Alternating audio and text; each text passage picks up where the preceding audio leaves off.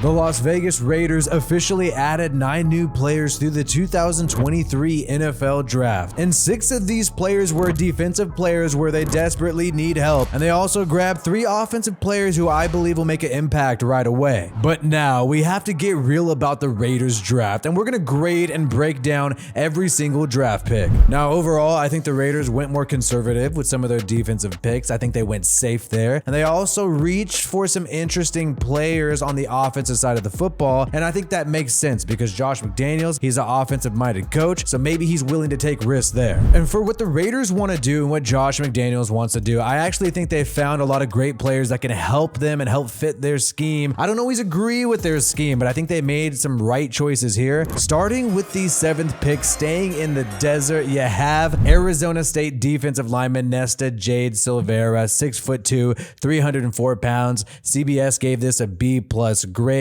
I think it's really interesting that we grabbed this player. Keep in mind, you have Pierce, the linebacker coach, used to coach over there at Arizona State, so he probably has a relationship with Silvera, probably knows him quite well. So I think this could really be a sleeper pick. The only issue is that he's 6'2", 300 pounds, and probably a little bit shorter, and so he does not have great arm length. I would give this a B pick. I would give this a B. B+, I wouldn't go that far yet. I think, I think there's still some question marks about this guy's game.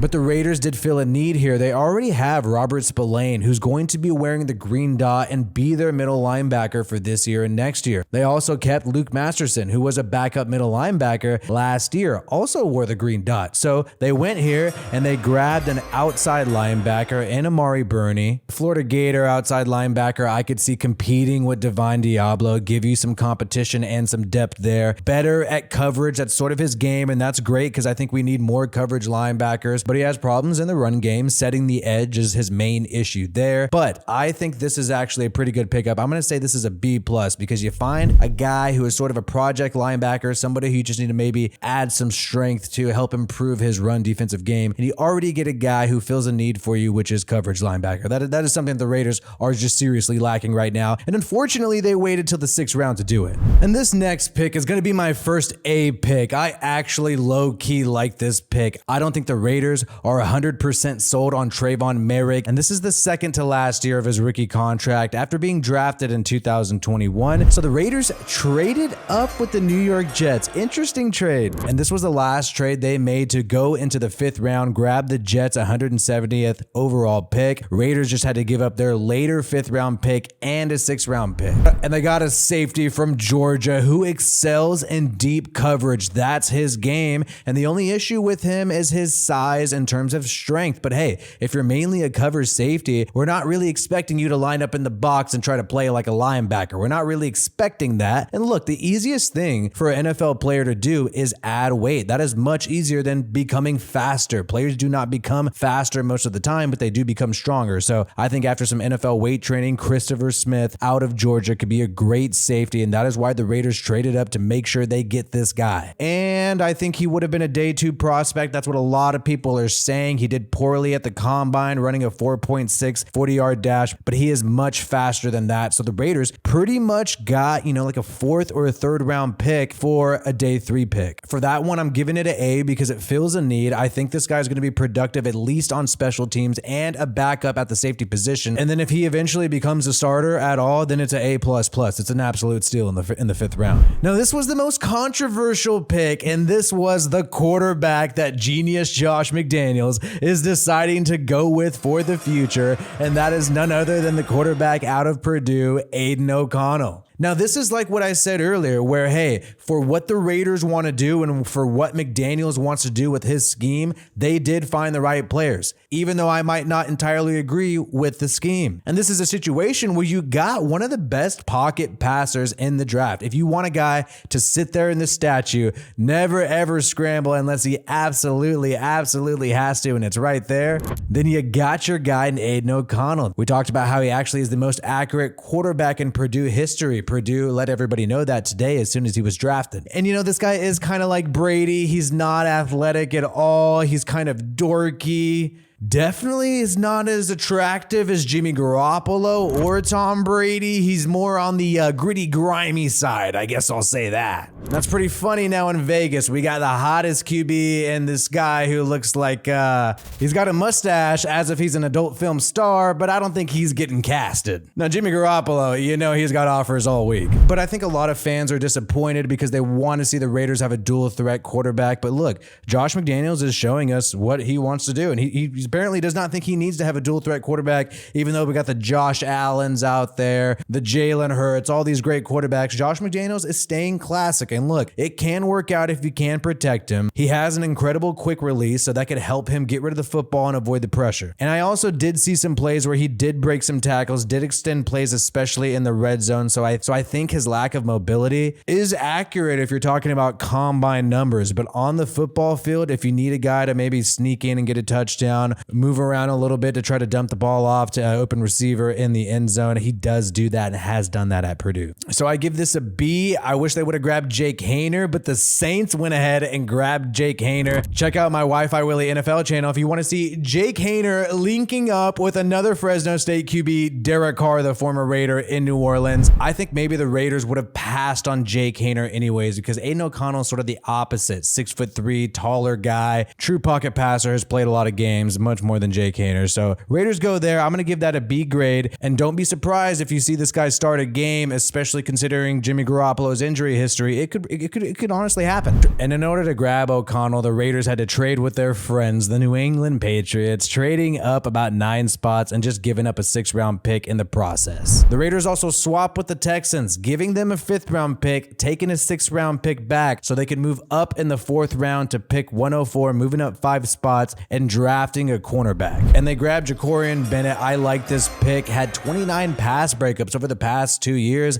led all of the FBS in pass breakups over these past 2 seasons. And this guy just has a size issue in terms of body mass, in terms of strength. That's his main issue there. People wonder if he's going to be a liability in the running game, but I've seen him make some great plays, and he has the speed, second fastest speed at the combine. That's what you like to see. Like I mentioned earlier with regards to the safety, you can add strength in the NFL, but I don't feel like you can add speed. So I think this is a great pickup for the Raiders. They really wanted this guy. They moved up high to get him. And I feel like if you're somebody who wanted Christian Gonzalez, you wanted a super athletic cornerback, well, the Raiders were able to grab a guy who's kind of like that in the later rounds. Obviously not as talented yet, but is a project and does have some experience in the slot. So maybe he can be involved in the rotation for the Raiders eventually after going through training camp, preseason, and all that. But I think the Raiders are confident in some of the free agent signings they had, David Long Jr. and Duke Shelley. And so they're able to sit back and wait and grab a physical freak who was very productive at a high level in the Big Ten last year. And so I give that pick an A grade. And I also love the next pick. Even though a lot of people do not like this pick, Tre Tucker out of Cincinnati, man, this guy is a freaking speedster and you see it on the field. He just straight smokes dudes. And yes, he's small. Yes, he's undersized, but that's the risk you take. And this guy can be an explosive playmaker for the Raiders. They use the draft pick for Darren Waller for this guy. And the reason why I like this is I just feel like since Henry Ruggs, and even before Henry Ruggs, we really never have speedsters on this team. Rico Gafford is some guy we had before, but since Ruggs, the Raiders have been needing that Al Davis speed. And I think Tre Tucker gives you that. He's also a slot receiver, so maybe something's going on with Hunter Renfrow. Who knows? But I do think this guy has an extremely high ceiling with the Raiders. Also played at the Senior Bowl where Patrick Graham was able to get a look at the guy. So for me, I like it. You take a risk on an offensive player in the 3rd round, and that's what we like to see. Sticking your neck out there, taking a guy high, even though everybody said he should have gone lower.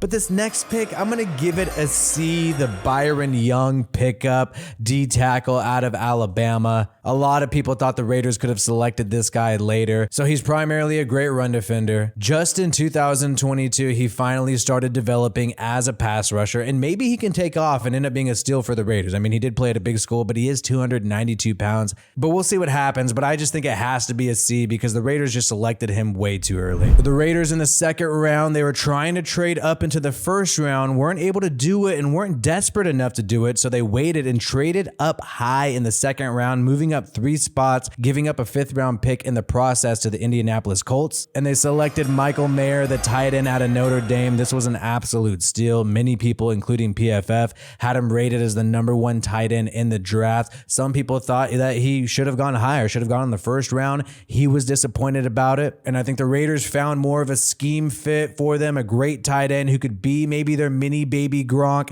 a talented run blocker, something that Darren Waller was not, and maybe they need somebody more like Michael Mayer. And he's a sleeper in the receiving game. He had tons of contested catches, actually was #1 among contested catches among tight ends, 3rd in deep yards, and had over 800 yards each of the past 2 seasons. So he will be a great receiver in the NFL. So this pick is definitely an A for me. And the first pick, pick number 7, controversial pick, the first round pick for Ziegler and Josh McDaniels. Well, they selected Tyree Wilson, the edge defender out of Texas Tech, who will be a great edge defender in the future. We just do not know exactly when, since the Raiders have already invested heavily in Chandler Jones. And Chandler Jones and Max Crosby and Tyree Wilson can have a great rotation at the edge defender position, but then you're paying somebody like Chandler Jones almost $25 million a year to be a rotational player. That is not a recipe for success. That is not what the Eagles did last year. They had cheaper veterans, much cheaper veterans rotating at the edge position. Speaking of the Philadelphia Eagles, they watched the Raiders select Tyree Wilson and they said, "Oh, thank you, Raiders. We're going to go ahead and select Jalen Carter." And they grabbed Jalen Carter, arguably the best defender in the entire draft class. Yes, he had some charges, some misdemeanor charges, but he paid his fine and those legal issues are now behind him. And so the Raiders pass on him, and I think they really could have used him as defensive tackle. But to me, this just displayed how much they regret making the Chandler Jones free agent signing last year, because I think if they truly thought Chandler Jones can still be a full-time starter in the NFL, they would have selected Jalen Carter, because then you even out that D-line and have no hole. But at least they're correcting the mistake of Chandler Jones, and they are selecting Tyree Wilson to be the edge defender of the future alongside Max Crosby, and Crosby and Tyree Wilson together will likely be more dominant than Chandler Jones and Max Crosby together. The issue with Tyree Wilson, though, and this is a huge issue,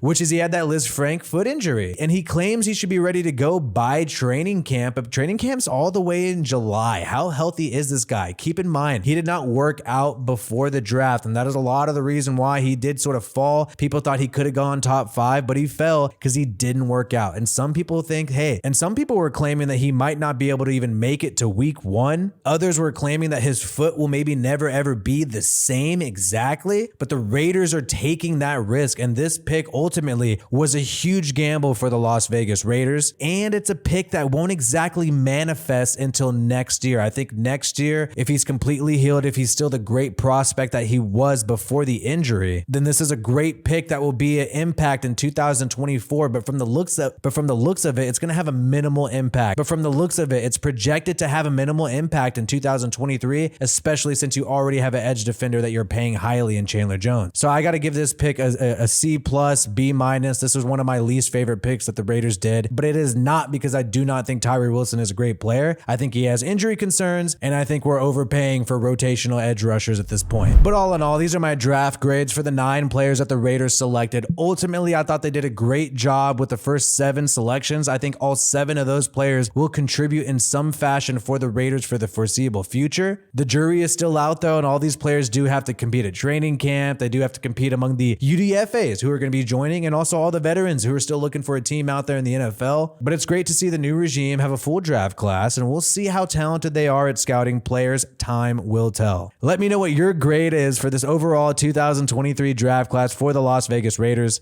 Overall, I give it a B+, but I have my individual grades for each player. And by the way, we did do an individual breakdown of the first 7 picks, so check out some of these videos you may have missed on this channel, man. My name is WiFiWillie. Peace out, and I hope you have a good one.